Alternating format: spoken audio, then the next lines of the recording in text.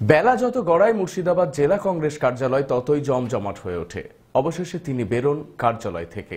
স্লোগানে আর ঢাকের তালে শহরের রাজপথ তখন উল্লসিত। দলীয় কর্মী সমর্থকদের নিয়ে রীতিমতো উৎসবের মেজাজে নিজের মনোনয়ন জমা দিলেন বহরমপুর লোকসভা কেন্দ্রের কংগ্রেস প্রার্থী অধীর চৌধুরী। অধীরবাবুর সাথে হাজির ছিলেন বহরমপুর বিধানসভার বিধায়ক মনোজ চক্রবর্তী সহ জেলা নেতৃত্ব।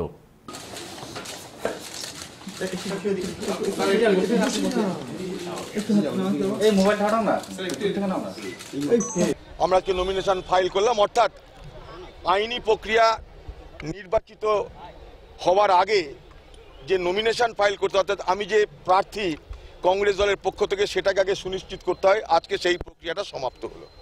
অর্থাৎ আমি এখন অফিসিয়ালি কংগ্রেস দলের প্রার্থী, সরকারিভাবে কংগ্রেস দলের প্রার্থী হিসেবে সরকার আমাকে স্বীকৃতি দিল। নির্বাচন কমিশন আমাকে স্বীকৃতি, সরকার না, নির্বাচন কমিশন আমাকে স্বীকৃতি দিল। এখন তারপরে স্কুটিনি হবে।